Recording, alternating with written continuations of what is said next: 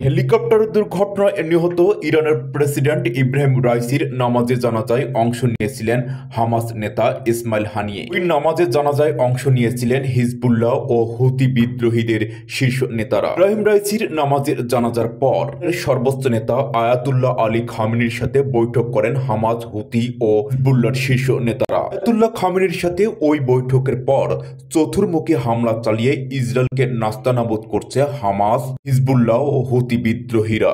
এটি মনে করা হচ্ছে তেহরানে আয়াতুল্লাহ আল খামেনির সাথে বৈঠকের পর এই নির্দেশনা পেয়েছে হামাস, হুতি ও হিজবুল্লাহর শীর্ষ নেতারা। ওই নির্দেশনায় সর্বশক্তি নিয়ে চতুর্মুখী হামলায় যথাসাধ্য কোণঠাসা করে ফেলেছে ইসরায়েলের সমস্ত বাহিনীকে। বিদ্রোহী হিজবুল্লাহ কিংবা হামাসের চতুর্মুখী হামলায় সেহারা ইসরায়েলের সেনাবাহিনী ও নেতানিয়াহুর আনুগত্যে থাকা প্রশাসন। স্থল হামলা ছাড়াও আকাশপথে ব্যাপক রকেট নিক্ষেপ করছে হামাস ও হিজবুল্লাহর ব্রিগেড শাখা। চতুর্মুখী হামলায় যুদ্ধস্থ জায়গা ত্যাগ করছে ইসরায়েলের সেনাবাহিনী। মনে করা হচ্ছে ইরানের সর্বোচ্চ নেতা আয়াতুল্লাহ আল খামেনির নির্দেশনা পাওয়ায় সমস্ত শক্তি নিয়ে ইসরায়েলের বিরুদ্ধে যে লড়াই চালিয়ে যাচ্ছে, কিছুদিন লড়তে থাকলে সেনাবাহিনী হিজবুল্লাহ, হামাস কিংবা হুতি বিদ্রোহীদের কাছে পরাজয় মেনে তশির করবে, এটি মনে করা হচ্ছে। মোহাম্মদ আব্দুল ওয়াজেদ, ইন্ডেক্স, চলতে ফিরতে আন্তর্জাতিক।